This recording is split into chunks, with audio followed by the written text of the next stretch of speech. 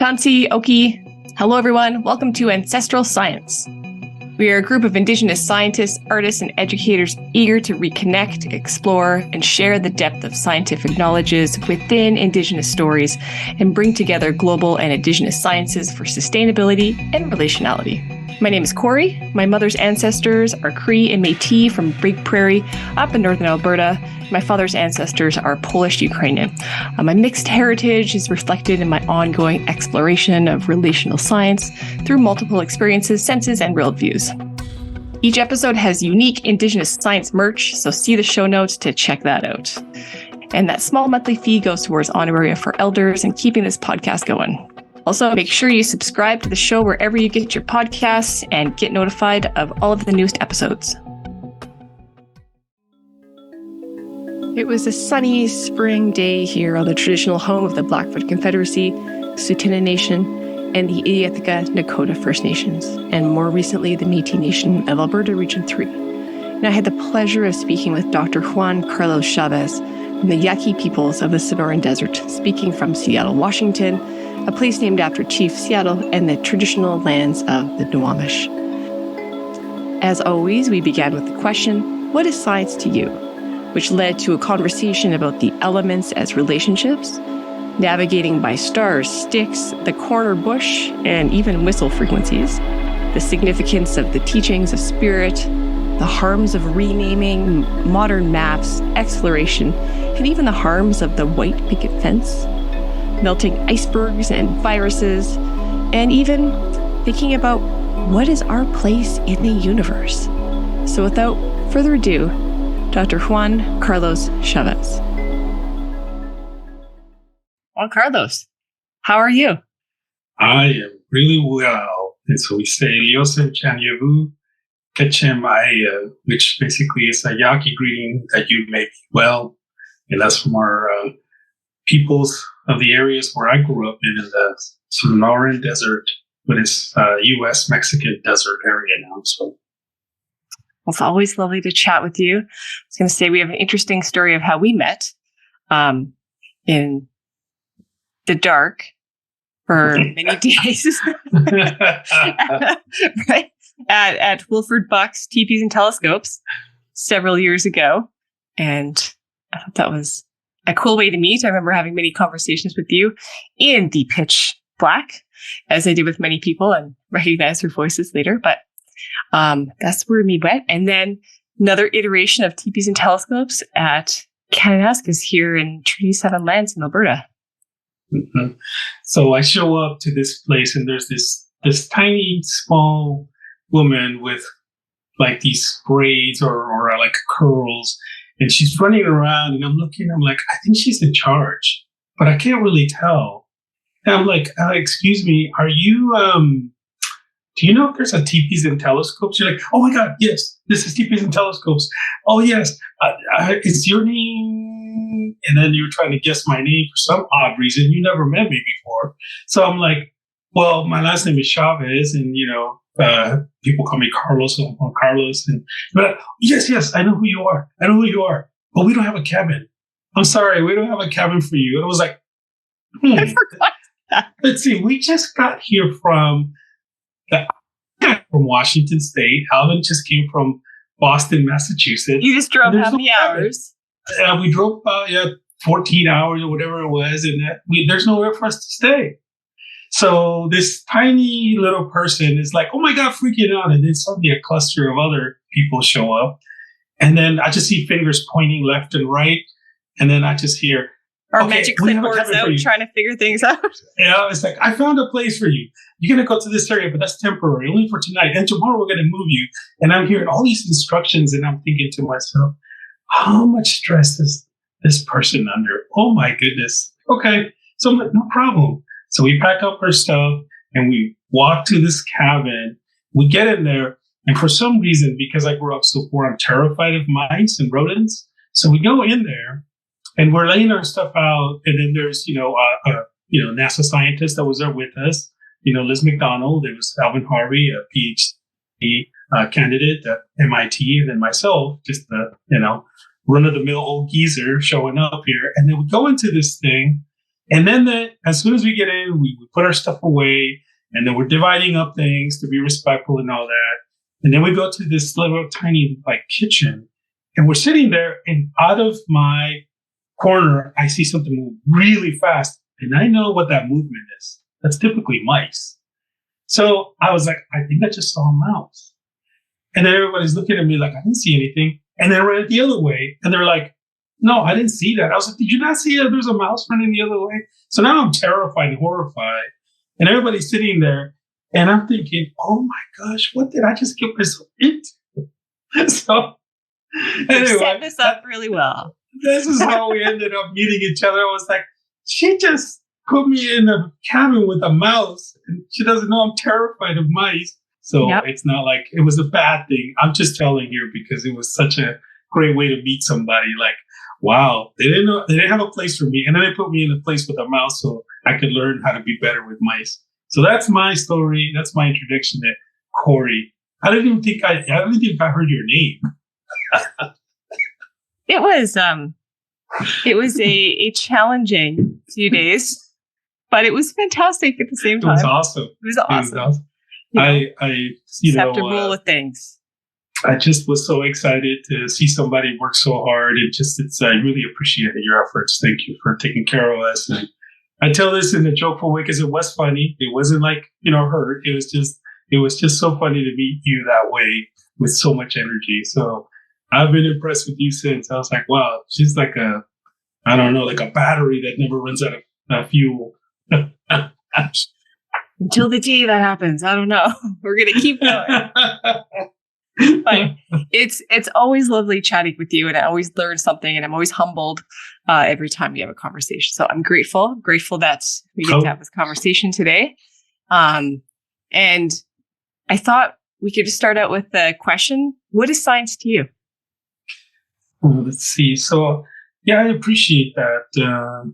In our traditions, from the Southwest, as I mentioned, and in the desert, we have basically energy forces that bring us into who we are. So it could be the wind, it could be the sun, rays, the heat, it could be the sand. So all of these different elements create essentially our relationships. They tell us how to live. They show us how to express ourselves. They provide us with insight that no one using words could ever offer us. So the way that at least my grandfather raised me was to listen closely and sense all things from where I grew up. And all of those sensations, all of those vibrations, all of those energetic forces, magnetic pools and such, represent, science to us in that it is the ultimate form of science. Because in the English language, or, it's been amalgamated to think about physics, right? And physics is this fancy word for nature. So we just call it nature, and being one with nature, being one with the elements. Yeah. So that's what science is to me. It's not a hypothesis testing, null hypothesis, alternate. That's great, and that's beautiful, and it's wonderful for its context. For us, it is a relationship with all elements that offers us the opportunity to learn, which is no different than hypothesis testing. We get taught, we get told. So that's the science from my upbringing and from my experience. I like that. And I like the openness of saying science is relationships. It's not just an idea or something that's physical, but it's, being in relationship with an idea, with an animal, with a plant, with an energy, like you said. Yeah. And that's what Indigenous science is. It has that openness of explanation and relationality. Right. Relationality. So I asked previously what you wanted to talk about today. And I know we've had conversations about maps and navigation and whatnot, on and off. And I'd love to dig a little bit deeper into your thoughts on, the science of maps and navigation and wayfinding and all of that cool stuff. Absolutely. I mean, it's an interesting topic in that it can be controversial, and it can be enlightening, and everything in between the two. and beyond. And I say that not tongue in cheek, but it's a reality. Now, our people, we didn't have borders on Turtle Island. When Westerners came, Europeans came, they determined lines based on their desire for natural resources that created wealth. And those lines exist today, and they exist in a political way. But politics, as some people would say, is based on resource management and assure that there's enough wealth, and on and on. There are different, there's so many different thinkings. But, when we think about our ancestors and the way that they connected to land, it wasn't a possession of land. Yeah, we protected certain areas because they were sacred to us. And that protection didn't mean war all the time. It just meant we protected for its sacredness so it doesn't get destroyed, so also so that it can be honored. So that's why some conflicts happen. But, we had our ways. We would set fires. Now, on cartoons and such, people do like a smoke signal, right? But it was actually fires. And we set fires for demarcation lines so that people knew we were there. Not to say stay away. It's like, hey, I'm just letting you know we are here. And it's how we protected our people. We just didn't take blankets and just, create a Morse code, that Europeans came to, right? So, so I share those components because wayfinding, traveling, all of that stuff is based on journey. And journey is what we in the Southwest, many of us, I shouldn't say, I don't speak for all people or all Native people. Heck, I don't even speak for all of my family. I just speak from my experience. That what I've experienced is that we journey based on our needs for either ceremonial medicines, food, a spouse, animals. So these journeys were really for our survival, for our connection to all things. And those journeys included things that were sort of spiritual in nature, spiritual with nature and in nature. So we went into those places of opening our senses to new learnings.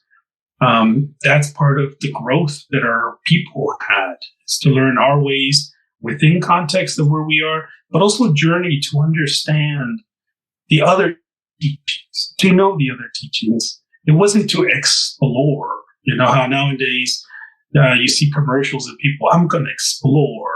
It's like, no, you're not exploring anything. That's somebody's land already. They already did that. So you're not exploring anything. You're just a guest, or you're an unwelcome guest. So there is no nowhere, as some people would say, oh, in the middle of nowhere. No, everywhere is somewhere to somebody. So there is no middle of nowhere. And so those terms, that language comes from traditionally Europeans who have, traveled like that and said, oh, that's the middle of nowhere. Well, maybe it would be better if they said, that's the middle of nowhere to me, instead of contextualizing it for the whole universe, right? And this is very important because we are traveling to outer space. And Artemis 2, right? Back to the moon, and the sense of exploration, we go, and all kinds of stuff. It's like, well, let's step back a little bit and ask permission. Let's find out who's there already and see if they even want us there. So anyway, I feel like I'm going on, but that's kind of what I wanted to share with you about wayfinding, journey, travel, maps, those kinds of things. Yeah, it's interesting. The idea of exploring or discovering even somewhere where is unknown to you, but is very known, and people already have relationships with those lands, with those plants, medicines, animals, and whatnot. Yeah, I think can be troubling, controversial. The idea of navigation and maps, and something that I've thought about a lot with this topic is with naming and maps, and how so many names have been changed and the effects of that. When you look at a map, let's be honest, it's going to be in a certain language. That's probably not the language of the people that have been living, thriving there for thousands of years. And that's harmful. And it's harmful that people don't know those original names of those lands. I see it in pockets around here. There's been some, rematriation or repatriation, however you want to say, have different names and different locations. But yeah, it's a slow process, and something that I think not a lot of people really think about when they drive down the road and they see different signs or look on their Google Maps on different names of rivers and mountains and whatnot. You're right. Yeah. And, and also in regard to that, the naming conventions and the nomenclature that was created by the Europeans, it's not a relationship that we have. So, like uncles and aunts was, if you ask them for directions, what will they say, right? You're probably familiar with like, hey, you want to go next to that tree that's broken down? Take a left on the rock and then go on the dirt trail.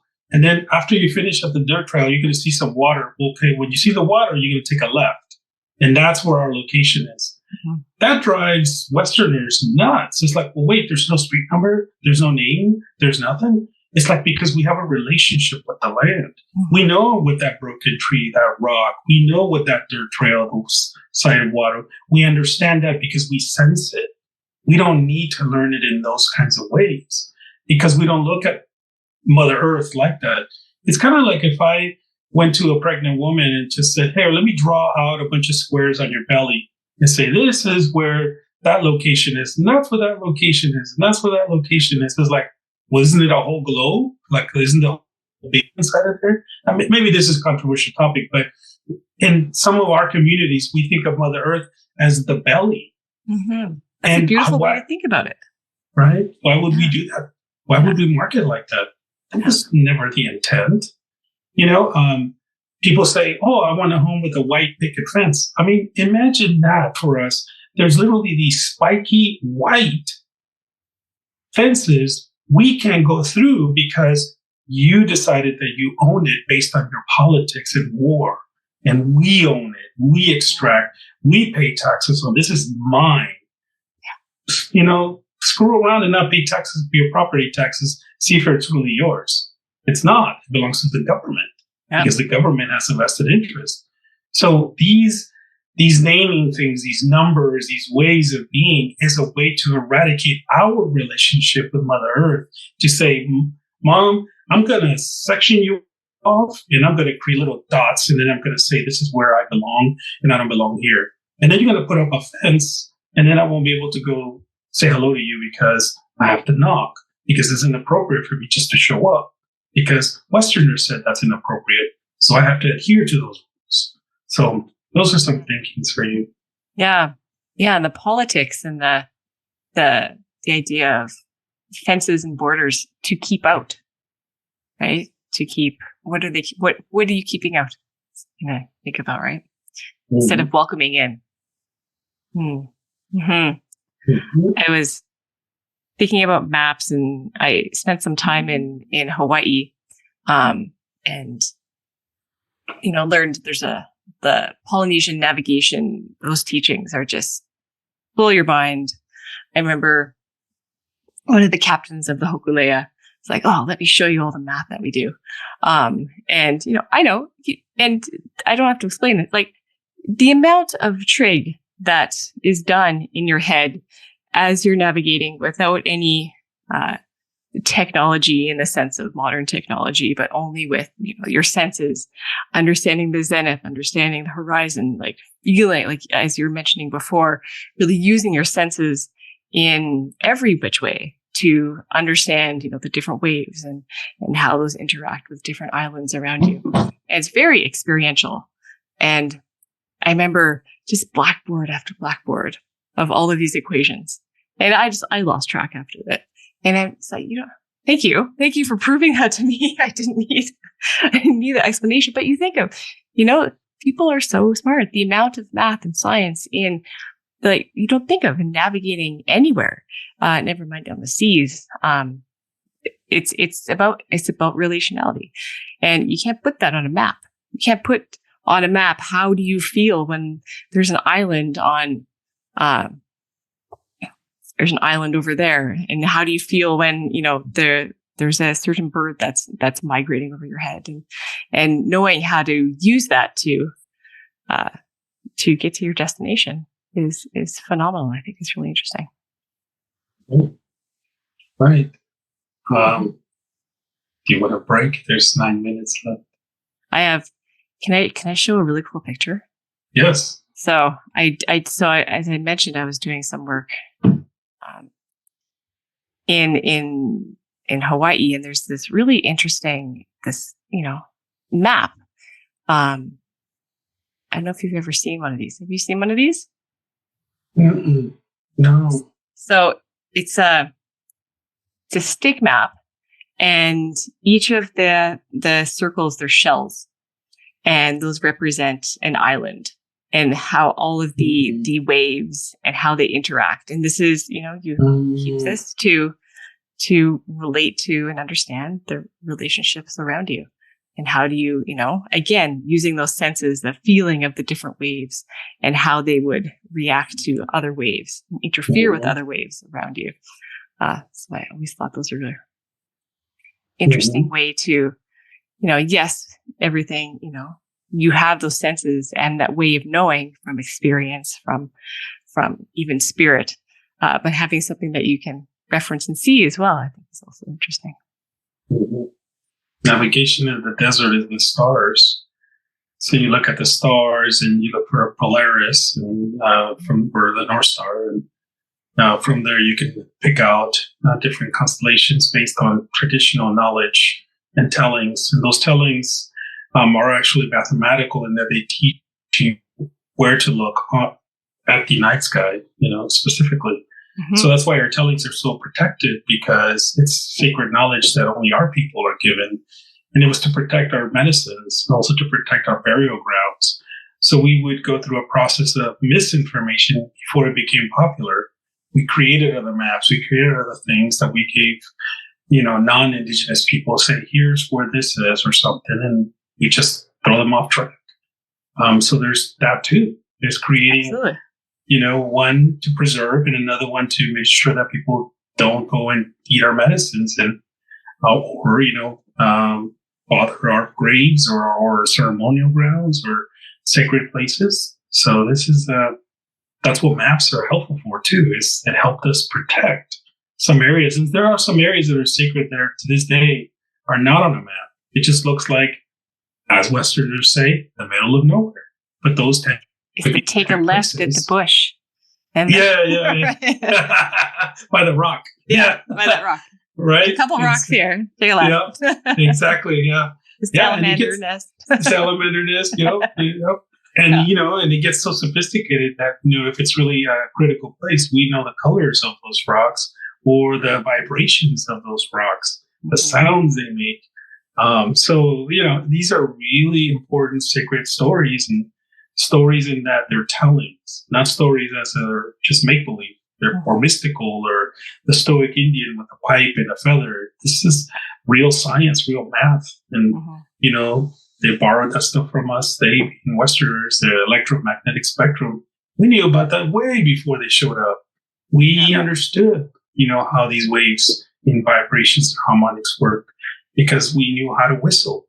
You go to any Indian country, any First Nations, we have whistles, we have sounds that we mimic. And those sounds are important because they're calling to or from a certain area. And the bounce back, like sonar, we understood sonar. So if we whistled and the sound had a certain vibration, we knew there were going to be hills at night. Like, oh, we're getting close to some hills, because it changes because of the shortened waves, right? So anyway, all of these are ways that we were able to connect that other people are, when they're not close, when their minds look at a map and they look at a protractor or a compass, and that's a fact, and that's the only way, then they miss out on the richness of our ancestors' way of navigating and knowing Mother Earth. We didn't section her off. We wanted to be part of it. So it's it's a way that we live. It's that relationship that you mentioned. Mm-hmm. Yeah, and maps really should be that, they can't be static. They should, I mean, there's the map that's static, but also, that relationality of knowing where you are in relation to the stars, in relation to your surroundings, whatever that may be, and, where you are navigating to. So really, it really should be extremely relational and extremely subjective, which science doesn't really like sometimes. Yeah, that word is interesting, isn't it? Subjective instead of quantitative. Quantitative methodologies, it sounds so impressive and important. You speak with a scientist and they're going to use those types of words, ANOVA testing, two-tail, and sound impressive. All of these words are used as a nomenclature, as a code to keep us away from doing our things and acknowledging what we've done. I know that there are some changes, things that are happening, but those words, they confuse us. They cause a lot of pain and stress. And, when we have these multiple choice tests, it's like they're teaching us to be binary and to be solely quantitative based on their quantitative methodologies. So we lose affinity to our ways of sensing. And it isn't that they're against each other. It's that they corroborate, they collaborate. The two are not mutually exclusive. They're actually inclusive. Because when you bring them together, you're able to have more sophistication. But there has been this determination that there's one way to do science and math and engineering, which is a Western way. That is it. That is the right way. Look, the bridges have held up. This has happened. We've done this. Industrial revolution. But our industrial revolution doesn't look like theirs. We've had industrial revolutions. They just don't look. We created the fishing weir, the fish trap. People know about this, traps for birds and animals. This is all sophisticated aerodynamics, biomechanics. All of these things are connected. So that's kind of what I see in my experience. Mm-hmm. Yeah. And I think it's that harm that saying there's only one way of doing science, I think is quite significant. That saying that, understanding and knowing through your senses, through spirit, through, like you said, the vibrations and waves. I mean, it's significant. We know that happens all the time. We both have experienced that. But yeah, if it's not written down, publishable, static, therefore, then there's not multiple 3, 4, 5 syllable words, then it's not as sciencey. And that's unfortunate because there's so much of depth and within those tellings, right? Within that knowledge. Mm-hmm. Yeah. And it's intriguing because it also confuses Westerners. They're using the Greek language and they get confused too. So it's like, what's the point of that? It's like, why use the word calculus? And it doesn't make any sense. It's just marbles, I mean, right. It's just made to sound impressive. And that's what science has been for so long. And breaking down that code that keeps us away from it will help us bring more of our innovation in collaboration next to or integrate to. But until we have these hard conversations about these things like they call maps and what those do to eradicate our way of navigating, I'm going to continue to do the same thing over and over and over again. And they're not going to learn from our ways, and we're going to learn their ways. Yeah. But our traditional knowledge continues to go dormant because we send our kids to these Western institutions where they learn what a longitude, latitude, what a continent is, what an azimuth is, 360 degrees and all of this stuff. We just call it a circle. They're like, no, that's 360 because then you can calculate, an angle and da-da-da-da. I was like, well, why not just look at that tree and say it's to my right? No, it has to be right at the perfect number at this degree. It's like, it's just to my right, So I understand that, the Western traditions would hear that and feel, that's not appropriate. But maybe I felt that way my whole time. They're not appropriate too. So we got to come together as that point. Okay, so talking about the harm of maps and modern maps in that sense, I've heard different stories about the harm. We were talking about changing names and the static borders and political borders and whatnot. I did hear recently that there are different places that Google has been actually pinpointing like sacred sites on maps. It's been quite harmful with like sacred waters or sacred hunting grounds or medicine locations. And it makes me feel weird to think about that, right? Just, it becomes like almost a extraction of knowledge and extraction of really someone's culture and lifestyle. And you have any thoughts on that? It makes me feel uncomfortable sometimes. But I think it's something to think about. You know, it's like you said, there's knowledge that we shouldn't know, that shouldn't be shared, or that, maps that are locations that, are BS on purpose so that to protect it, right? For people that, don't get it or don't have the rights or will not be in relationship or don't want relationship at that site, right? Right. Yeah, with mapping, it's, I mentioned just prior that when people think of maps, they have in general, a kind of an image of what that looks like or what it is. And maps, like these companies that are putting pin drops on certain areas, they're doing so because there's this excitement about indigenous ways of knowing, and this almost like a yearning to belong. These Westerners came from Europe; they're not from here. And as much as they would like to argue this belongs to them, it doesn't. It doesn't belong to anybody. So there's an interesting thinking, there are elders, there are wisdom holders, there are old people, there are holy people, there are all kinds of people that will share different things.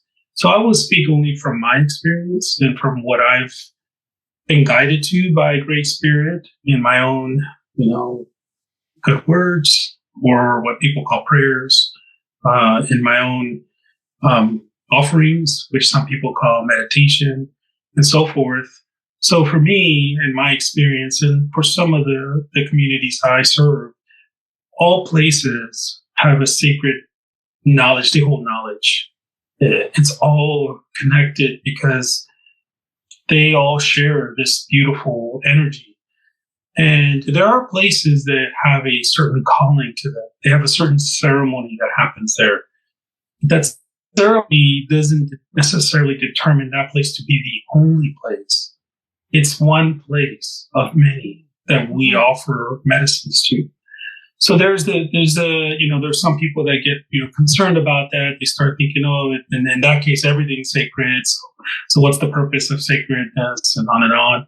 And then there's some others that would say, well, that makes sense because it is all sacred. It is all important. It is all inclusive, and everything in between. So like I was just sharing, I do, from what I've seen and what I've experienced, there are areas where certain ceremonies were conducted. That's what, brings that sense of that place being important. There are other places where maybe that type of ceremony didn't happen, but it's also important because we either journeyed there, we traveled there, and we actually don't know what happened there. We will never know, probably. Yeah. So every step we take, we really know. And I'm going to share this. Like, I live in proximity to the Muckleshoot peoples, which are essentially descendants and are Duwamish people, the people of Seattle, the city, and Chiefs, Seattle. So in this area where I live, it used to be nothing but traverse through canoes. It was all water, swampy water. Mm-hmm. And now there are homes. And so what they did is they mounded dirt and then put homes on top of those mounds and filled the rest with dirt. Because why? Because people like me needed somewhere to live that looked like a home, so I'm acceptable. People say, well, you can't live in a teepee anymore. Okay. And that's one way to think about it. But now look at what's happened, the impact. This was sacred land or waters for waterfowl that probably don't even exist anymore. And we probably will never know what was here. We don't know who passed here, who was buried here. We have no idea. So in that sense, this is a sacred area because I don't know. Maybe it was an area where people suffered. Maybe it was an area where things that were important to people were found. But I also know that here I'm in Washington State, there's Mount Tacoma, which is mountain or Mount Rainier. People call it that in the English language. And that's basically where our watershed is for drinking water. So when we look outside, we can see this beautiful, huge volcano and, with all this ice on it. Looks like a big, ice cream cone. And it was like, wow, that's our water. So that is a very sacred place that I go to because it offers drinking water. So I'm not trying to convolute by saying this or that. I'm saying it's all relational, just like you said about science, because the water that flowed here, guess where it came from? It came from Mount Rainier. Mm-hmm. But now that humans decided, well, we want this somewhere, let's fill this up, put mounds and put homes on top because we need to collect property taxes and people want to own something and pass on their children some resource in some place. Let's do that for them. And so now this area is gone. We don't know what was here. We don't know who suffered here. We don't know who succeeded. We don't know what marriages, what ceremonies took place here. But yet, when I look outside, there's this mountain, this volcano full of ice, and that's what offers me drinking water.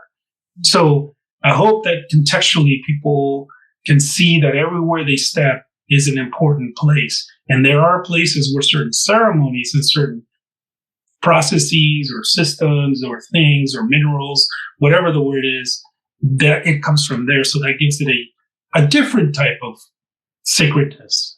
So that's the inner relationship of all things, not, reducing something down to that's not that important. That's more important. It's actually all important. Yeah. And those stories that are, that have been lost, maybe through, I think of, I was going to say the stories of the land that have been lost. You don't know, what has happened with the land, the spirit that is under your feet. I think of, now I don't have the rights to tell these stories and I won't, but I will say that there's a lot of place names in this area that have very colonial stories, a lot of them in connection with the indigenous people here. And a lot of them are quite harmful. And it's interesting to hear kind of the other side of the story, like the indigenous side where, some of them it's like the same happening, but from two different lenses. But which one do you think everybody knows about? Really the Western side, right? Right. And it also makes me think of when you're saying about, sacred water and places that have, those elements that are sacred to life. I think of places where, medicines are being over-harvested, like sage, and not just over-harvested, but sold and commodified. And think of like peyote, and I think, and it's harmful to, well, of course, to commodify these sacred medicines, but also to, you don't know. Yes, you don't know if you don't get it, if you don't, have those teachings, that's also, well, watch out.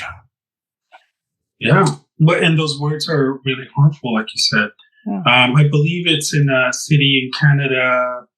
I can't remember the name of it. Francis or St. Francis or something or other. And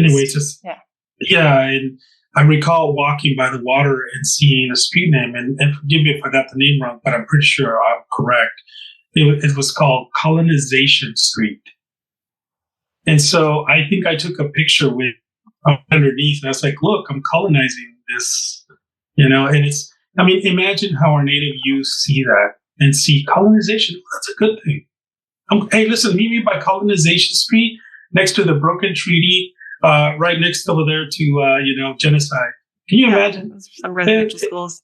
Yeah. And so it becomes normalized to see these things. And then it imprints, and there's a subliminal messaging coming inside that we celebrate colonization.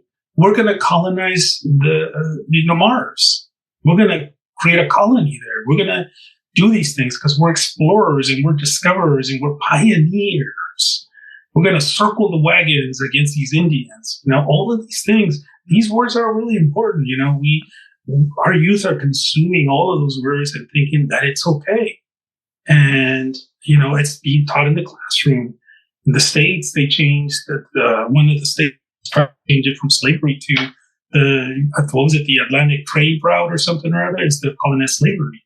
So, basically saying that, African people are a commodity, right? So Um, it's the English, the way the English language is used to change the conversation it's really harmful for our young people. They're consuming it, and then when they get older, and you ask them, "So, do you know what you're saying?" They're like, "What? I'm not saying anything wrong. That's what I learned.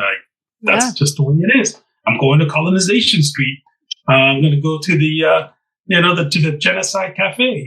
What's wrong with that?" So, these are things that are really important that we got to start to think about these conversations, not in a, liberal or conservative way, but in a way that really identifies what we're doing here. I mean, imagine, when somebody sees, for example, they see these bees and they're like, "Hey, I like bees," or whatever. And I don't usually say anything, whatever. Yeah.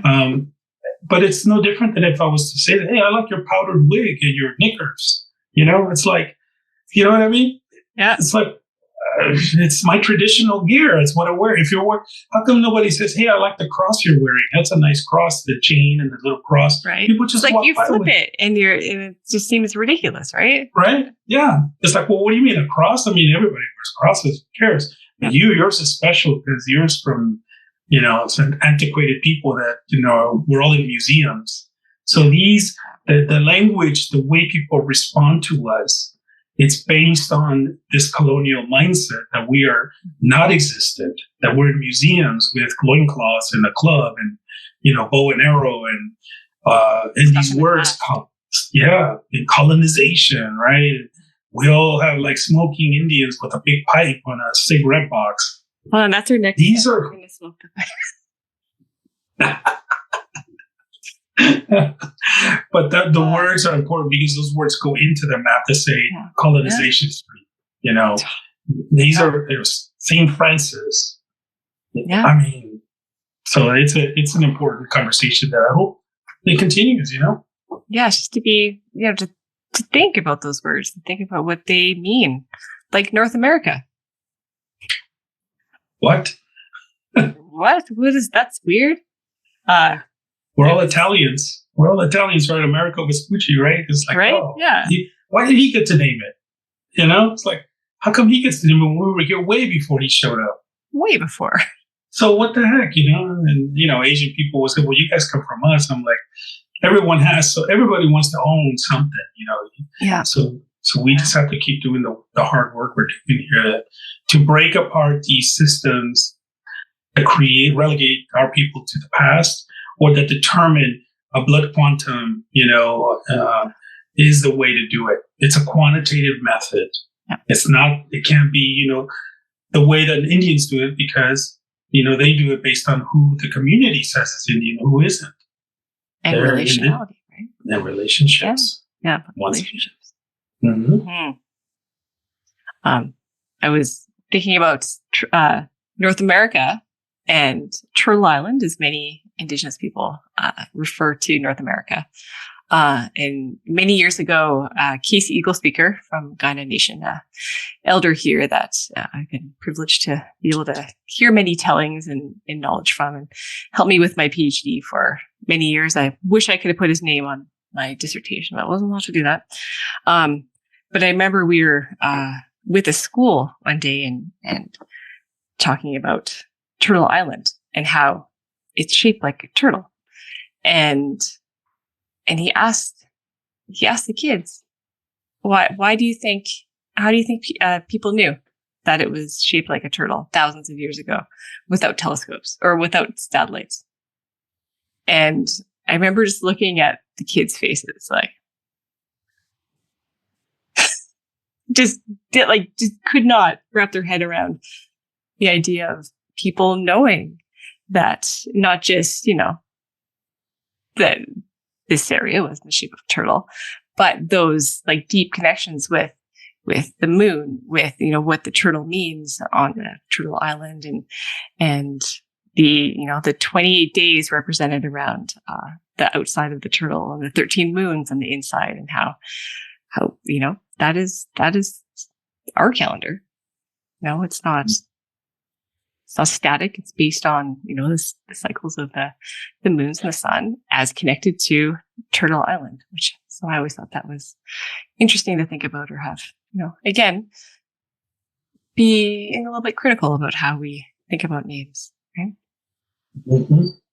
Well, the mathematicians would say that it's all patterns, right? Looking for, a machine to run numbers through to come up with a coherent analysis and determine, how to use that in a way that's going to benefit whatever to create a widget. Yeah, science and engineering are important, right? We have, prosthesis. We have all kinds of beautiful, great things, and mathematicians help with that, and it's wonderful. And there's another component that's missing, which is the heart. Mm-hmm. When people can say that, oh, I'm objective because I'm a mathematician. Well, first of all, whose math are you using? Is that really objective? It's predominantly European. Mm-hmm. Okay, but I'm objective. I'm using those things, and it's just numbers. So like, well, you think you're being objective, you still are a human. You still feel things, and you go with intuition. Like, that doesn't seem right. Let me try this. That intuition is a feeling. So when mathematicians say, I have no feelings, I'm a machine, I just run things. Like, no, you have feelings because that energy, that intuition that's popping into your blood pressure goes up, your cortisol goes up, adrenaline, epinephrine, oxytocin, dopamine will guide that chemistry guides you to like, oh, let me change it from this to this and see what happens. Let me try. And other people would say, well, that's the iterative method. You just try things over and over until you get, no, there are feelings. We are all feeling something. Cold, warm, hot, hungry.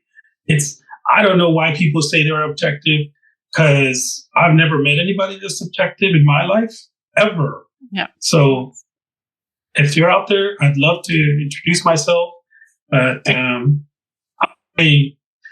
never met one. So that's interesting. I always hate talking about that. I use spirit as a method for my research, but it really taught me that those moments of intuition or deja vu or aha moments, like I learned to just dwell in those moments. Like, what is happening? What is being told to me by my body, by what's around me, by my surroundings, by, the ancestors that are with us. And, when you think about when those things happen, those moments happen, to take a moment to think about that, because those are teachings. Yeah, mm-hmm. And they're not, can't quantify those. You can't. If I was to ask you, and forgive me for being a little bit provocative here, but just to prove that point is, mm-hmm. So I have two daughters, and I never, that I can recall, I taught them, various things, but I never taught them what creepy was. I never said, oh, this is the word creepy, and this person's creepy.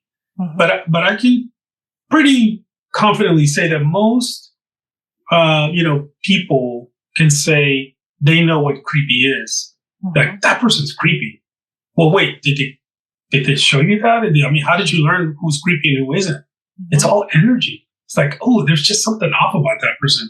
Or, I don't know, it's the way they were looking. Or so it's that sense, it's that sensing. It's that sensing, bouncing. It's like sonar. You bounce it off of something, it comes back. It's for polarity. It either attracts or moves away, and all of these things are really important for us when it comes to all things. And that's how we learned about Turtle Island, because we looked at patterns and we asked for guidance. We asked this great spirit that surrounds us, the creator, all these words that you use, to understand our place in the universe, not just Mother Earth. What is our place in the universe? And we ask those questions. And, many of our people believe we've traveled to our grandmother to ask permission to see her at night. And, now Europeans and, in the States, they went to the moon. That's our grandmother.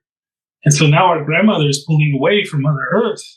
And eventually, billions of years from now, we're not going to be able to see the moon anymore, because why? We sent the ship up there without asking permission. And what did these people do? They played golf and planted a flag. Imagine me going to your grandmother's home and saying, hey, listen, just let's move everything away and let me play some golf here. I'm going to put a flag that I was here and, not ask permission and just look at it like I own it. Yep. That's not the way we do things. That's not the way relationality works. They didn't bring a pie to gift grandmother, did they? What did they gift? Where's the reciprocity? They just took, right? Yeah. Yeah.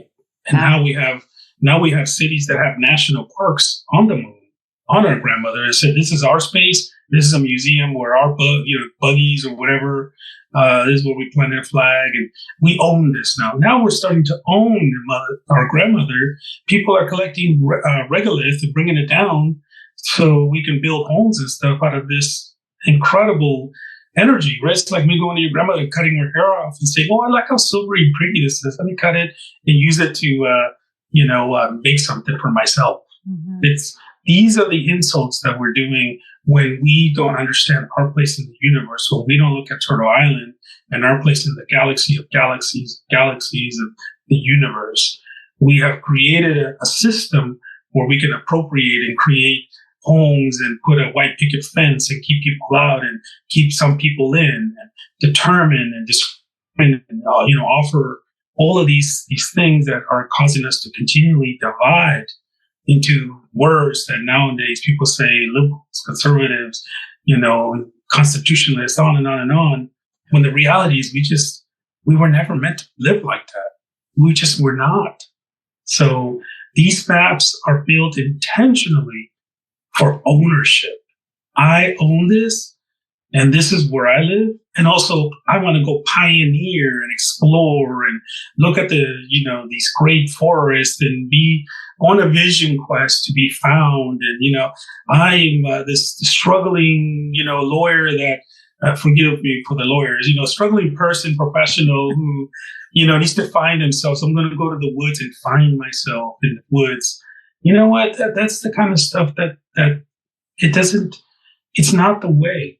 It's the spiritual connection you have as a person with the elements that are already there. Mm-hmm. And then how do you find yourself? How do you show respect? So these are conversations that are really important to many of our peoples. And I hope that it continues. Mm-hmm. Yeah. I think there's the loss of the teaching of, that talking about relationality, but the circle, like we're all equal within the circle, not just humans, but trees and rocks and animals and the land. In that moment that we divided everything around us into animate and inanimate, it allowed for that hierarchy, that objectivity that this is not alive, this doesn't have spirit. I can therefore take and commodify and own. And it created that triangle instead of that circle. And if you say, that rock isn't an ancestor, that rock can't teach us. We know the amount of rocks are billions of years old. They have a lot of teachings they can teach us if we just listen, right? Like you were saying, the vibrations, different rocks. But if we say that rock is just a rock, then it's easy to pick it up. It's easy to break it open. It's easy to develop on it. Yeah. Mm-hmm. Yeah. Right. It's easy to take the color that you prefer as a person and take it home with you. And the reality is that rock belongs out there with its ancestors. Mm-hmm. Studies are done. Geologists have done it where there's DNA inside of those rocks of people that predate us. And, we don't have a right to just keep taking. We have to actually give everything we've taken back.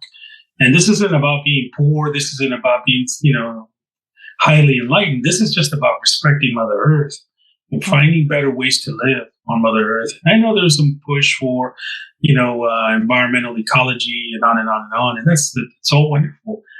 It's how do you change the mind and the heart of someone who wanting to more than anything to own more, to consume more, to take more? I don't know.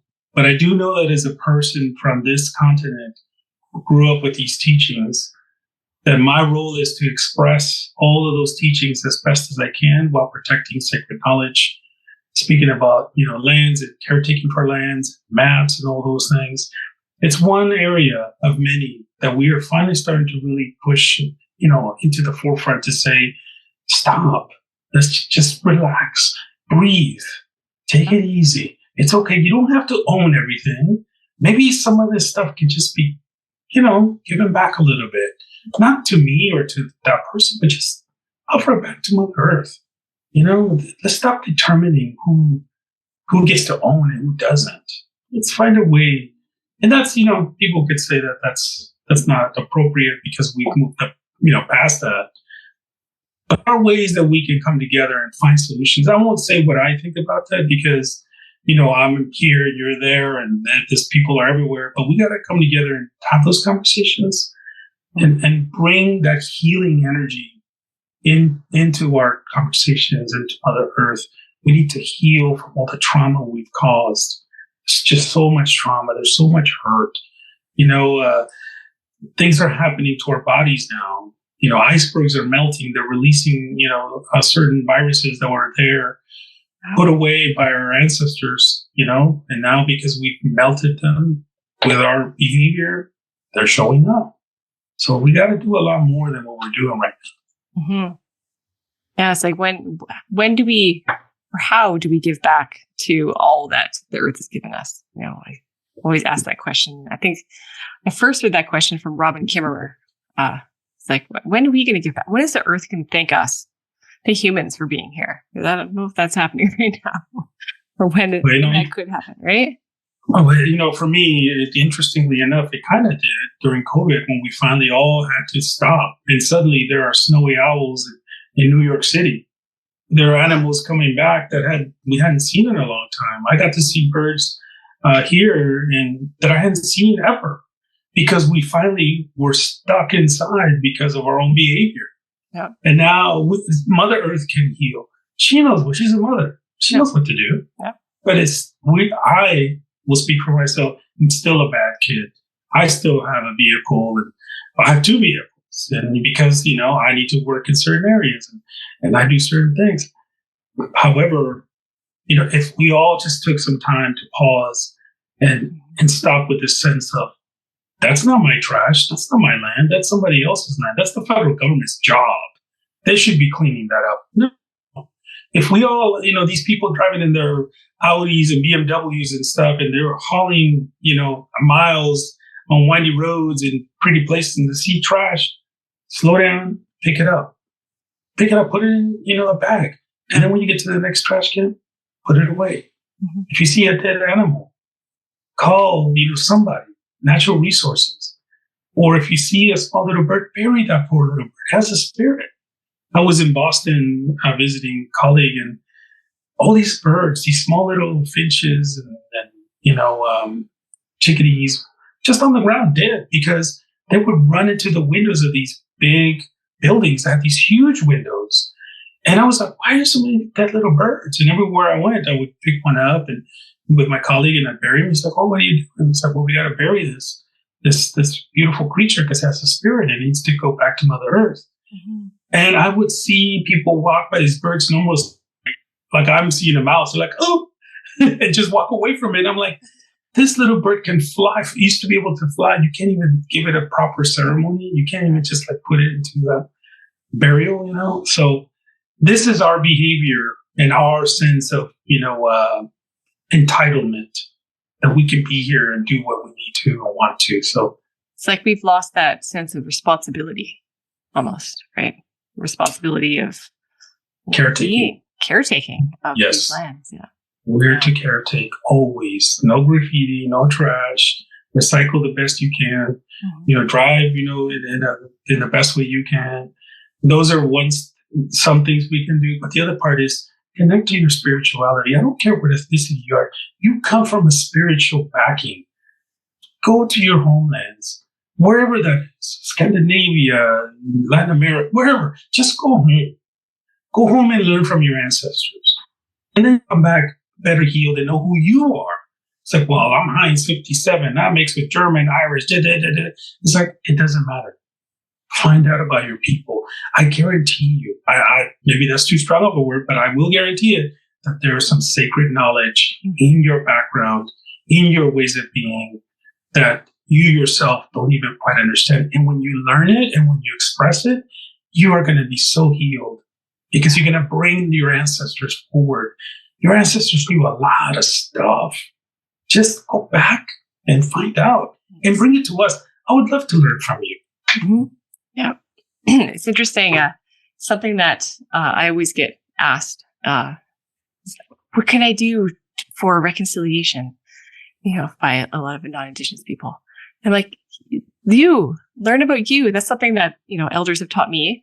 It's like, And I was asking, as I'm on this journey to reconnect with my ancestors, it's the same. Please go connect with who you are, with the lands that you're from, with your ancestors. And then that's, again, I think that will help with, that appropriation of a lot of other, knowledges and cultures and, I know who you are.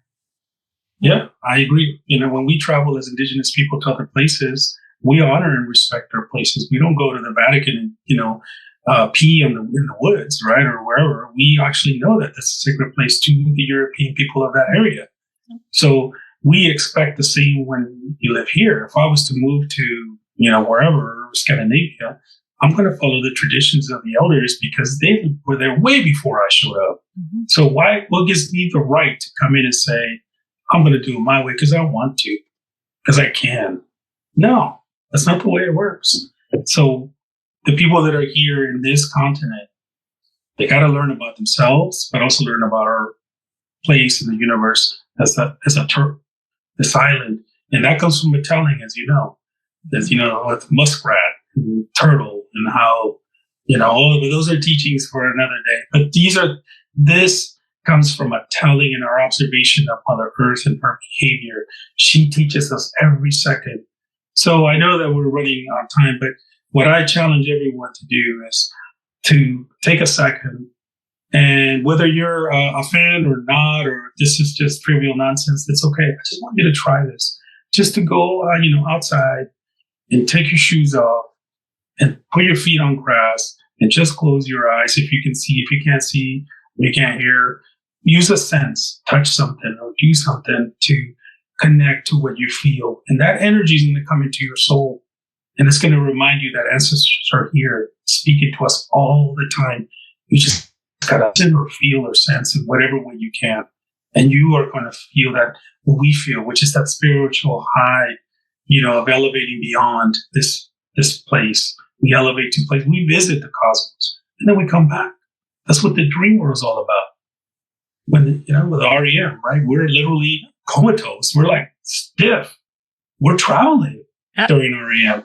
Yeah. That's the map. We go to the stars. Yeah. That's another podcast. Stay tuned.